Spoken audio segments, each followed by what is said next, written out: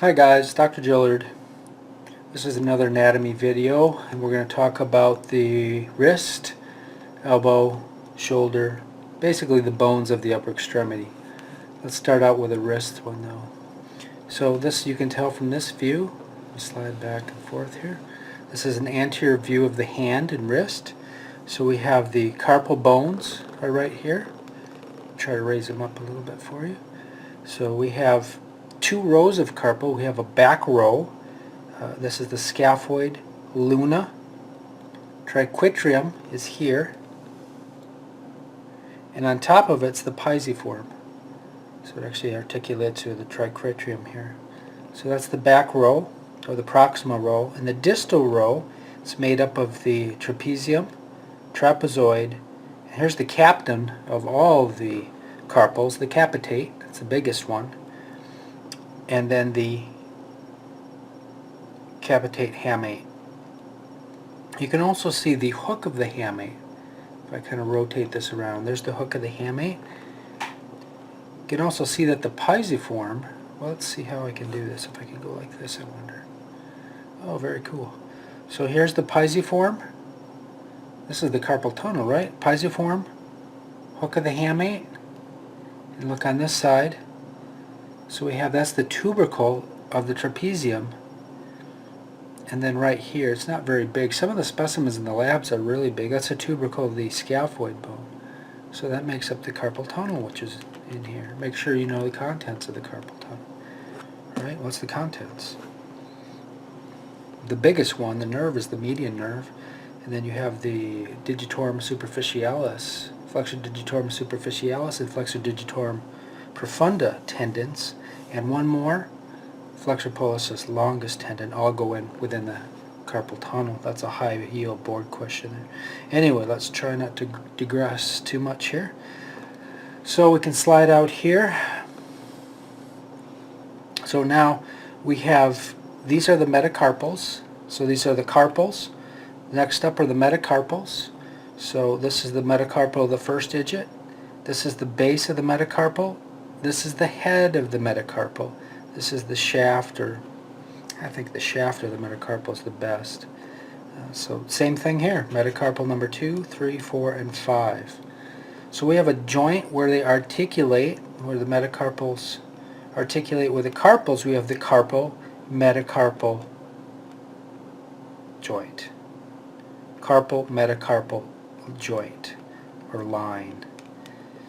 Now, between all of the carpal bones, there are, I guess it would be vertically running articulations. Those are intercarpal joints. See them here? Intercarpal joints. And then between the distal row and proximal row, we have the transverse carpal joint, which would be right here. And you can see that in my radiology quiz. I drew those out quite nicely. You can see those on the radiographs real nicely. Alright, now let's talk about the phalanges. My pet peeve is to call these correctly, especially when you have a fracture, so your peers, when they read your x-ray report, think highly of you. So we have 4 phalanges that are similar. They have 3 pieces. Each piece singularly is called a phalanx. So for instance, this is the proximal phalanx of the 3rd digit. This is the middle phalanx of the 3rd digit. This is the distal phalanx of the 3rd digit. Okay, so 2 of these together are called phalanges. So if you had a fracture through this phalanx and this phalanx, you'd say you have fracture through the proximal phalanges of digits 2 and 3. See how that works? Plural. Okay. Now we have some joints here. So this would be the carpal metacarpal joints, knuckles, in other words, carpal metacarpal joints. Okay, this joint right here, so this is between the proximal and the middle, so this would be the proximal interphalangeal joint, and this would be the distal interphalangeal joint, or the pip and the dip. Same with here, of the second digit. Now the thumb is a little bit different because we only have one joint, so that's just called neither proximal nor distal. It's just called the inner phalangeal joint of the first digit. Okay, let's flip it over on the back. I really don't think there's much more interesting to see back here. The only fact is that we can no longer see the pisiform, right? So scaphoid, lunate bone, and this one was triquetrum, trapezoid, trapezoid bone. There's the big capitate, and that's the hamate. Same view. The only thing you just can't see the pisiform. All right, let's keep going on up here. So here's we have an articulation. Really the only articulating bones are the scaphoid and the lunate bone. They have a pure, real articulation with the radius, the distal radius. Now you can see there's a big space here. See the space between the distal part of the ulna and the triquetrum. There's a disc, there's a cartilaginous disc in here. So that kind of makes up for that space. So there's a little controversy in what the radiocarpal joint is. The notes in some older books say it's only the articulation between the distal radius, the scaphoid, and the lunate. The new grays, especially from Strandring, there's a brand new edition, by the way, that just came out. It's actually entitled 2016. It says it includes this whole ball of wax here as the radiocarpal joint, and it just mentions that you have to include the disc as part of that. So, and Drake, I believe, is silent on the issue. Anyway, so let's look at some parts here. So this would be the styloid process of the radius. This would be the styloid process of the ulna. This is a PA. Let's flip it back over in the anatomical position. Again, we can look at this. We can bring this into view. So styloid process of the ulna, styloid process of the radius. Notice the radius is big here. The ulna is small here, and that changes as you go up. Let's flip it back over. There's one landmark I wanted to show you, and that's the only one we need to know. Beside the styloid processes, don't forget to say of the ulna, or of the radius and of the ulna, styloid process of the ulna. But we have a really big bump here that you can actually palpate. And I'll see if I can turn this to some different angles so you can try to see it. So that's Lister's tubercle, or it's called the dorsal tubercle. It's quite prominent. Hopefully you can see it good here. So it's kind of a pulley, and it separates the tendons of the extensor pollicis longus and the extensor carpi radialis brevis and longus. It separates, it splits those two tendons. All right, now as we slide up, let's go back to the anterior view now. Okay, there's your anterior view. You can tell because there's the pisiform. As we slide back up, bones are fairly flat looking, but you can see a very sharp line right here. And that's where the interosseous membrane, so that sharp line is on your notes, it's bolded. That's the interosseous border. So interosseous border of, I look to see, let's see, there's the thumb, so that must be the radial side. Thumb is always toward the lateral side or the radial side. So that is the interosseous border of the radius. This is the interosseous border of the ulna. Alright, so we're going back up here. Now we're coming to a big bump right here. Can you see that? That's the radial tuberosity. You don't have to say of the, I'm sorry, that's the yeah, that's the radial tuberosity. You don't have to say of the radius because you already said radial tuberosity. You can see it quite prominently there. This one's not quite as big here, but that's the ulnar tuberosity. Ulnar tuberosity. Okay. Now if we can look between here, you see there's a notch right here. I can't pull these apart, unfortunately, but there's a notch. That's called the radial notch of the ulna.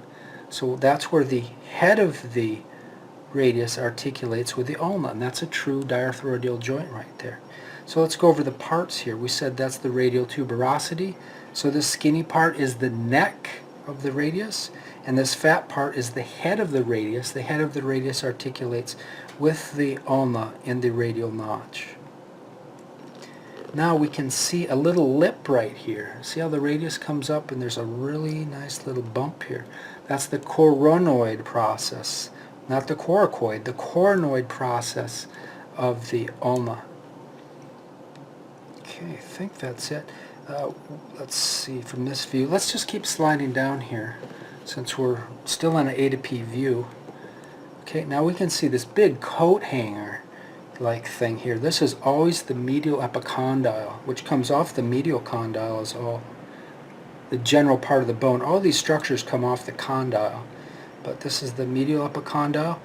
Now here we have a three kind of piece or two-piece pulley-like thing. This is called the trochlea of the humerus, and it's got like a depression here and a bump here and a bump here. So that's the trochlea of the humerus. Now it ends right here, and then we have one more knob right here. So this is the capitulum of the humerus. Capitulum, and that's it. It's just this one knob here. It's only seen on the front side. It's not seen on the back.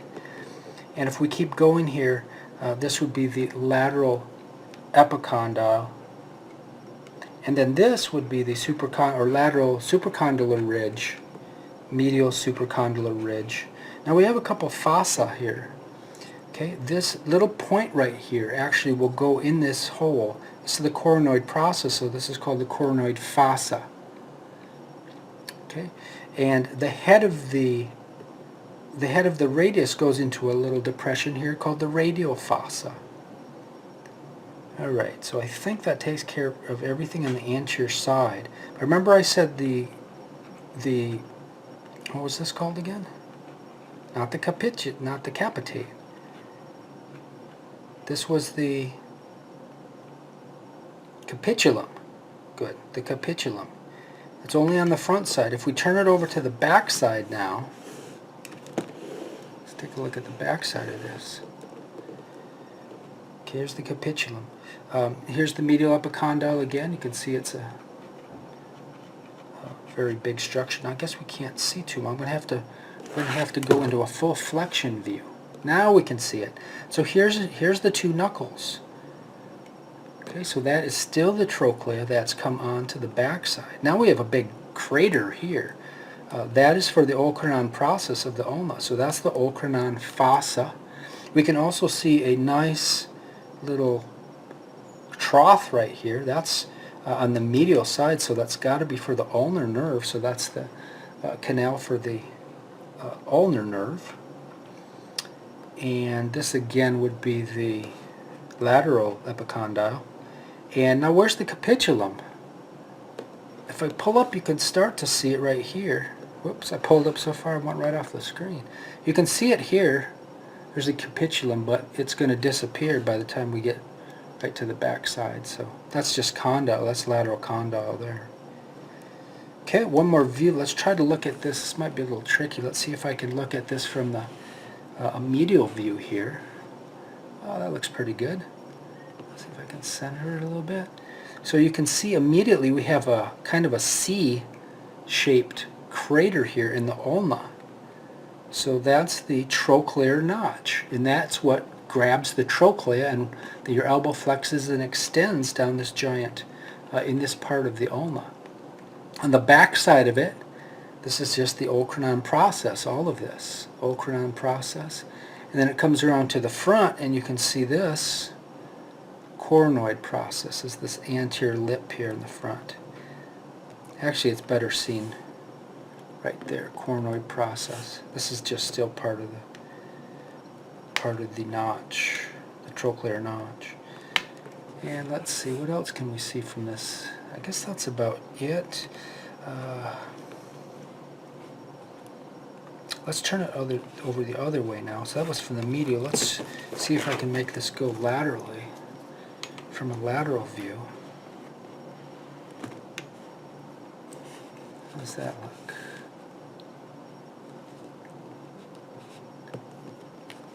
Let's say right about like that. Doesn't look too bad. Can't see too much. You can see the radial head very nicely. You can see the neck very nicely. We see a big bump right here. That's the radial tuberosity. If I spin it over a little, you can see another bump right here. That is the ulnar tuberosity. Who attaches to the ulnar tuberosity, by the way? Good. Brachialis, amongst others. Who attaches to this big radial tuberosity? Biceps brachii, the common tendon of biceps brachii. Okay, now there's one, this is confusing, or let's see, let me show it to you first. Oh, that's actually a nice picture right there.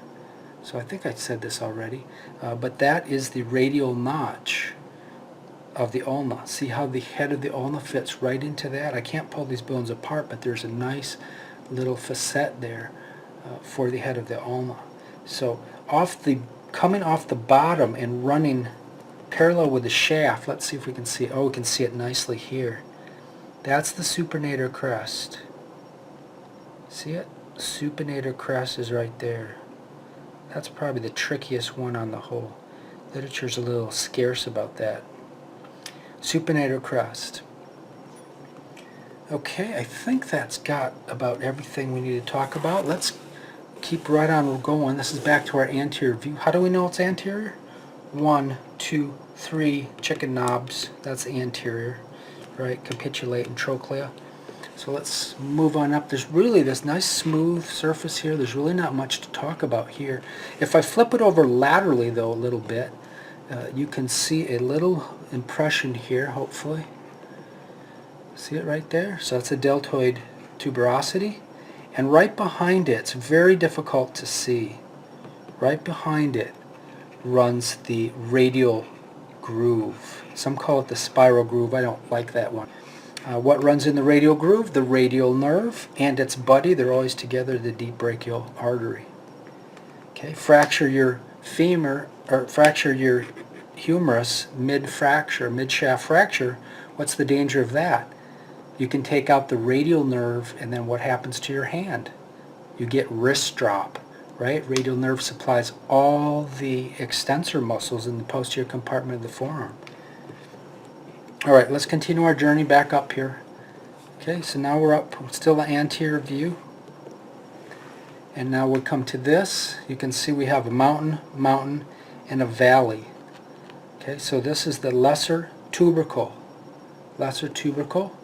which is more medially, and this would be this whole thing. All of this is the greater tubercle, not trochanter. These are just tubercles. This is the intertubercular sulcus that runs in the middle. You can call it the bicipital groove as well. That's for the long head of the biceps tendon. Remember, it's covered by that. What's the name of that thing? Transverse humeral ligament covers that. Okay. Now at the base right here, I could draw a line, and on my radiology YouTube video I just made, I have these drawn out a lot better so you can actually see them on the bones. But this would be the surgical neck. So if you fracture, it's called the surgical neck because it's so often really fractured. So if you fracture your cervical neck, do you take out the radial nerve? No. What goes around this area? It's the axillary nerve. So then you can't externally rotate. You have trouble with abduction of the shoulder if you take out that nerve. So right here, again, it's kind of hard to see. This is called the anatomical neck, and this is the actual head of the femur right here, or of the humerus right here. It's the head. Okay, shaft. This is all just the shaft right here. Shaft. Head. The neck would be right here. Just the neck in general, but we know more specifically we have a surgical neck, anatomical neck. We have two necks. Okay. The only interesting thing, let's see if I can get this here. If I turn, there's the bicipital groove. If I turn over here, there's usually, more from a posterior view, there are three articular regions or facets. the highest point, the superior facet, is for the supraspinatus. The one in the middle is for the infraspinatus, and the one posterior is for teres minor. So that's another one. That's not on your list for a gross 1, but for medical students, physical therapy students, it's probably on your list, so make sure you know that. Now let's flip it over, see if there's anything else on the back side. There's really not much exciting here on the back side to talk about. You can just see I could stick a pin or a sticker on that. That's still the surgical neck, and geez, that's about it, I would say. You can also see all of this, so that's the greater tubercle. And I think that's about it. Alright, so good luck with your midterm. I hope this helps a little bit. If I have time, I'll try to do one of the scapula, which is pretty complex, but this should at least refresh it. I know it's been several weeks since we talked about this. So, alright, see you in the next video.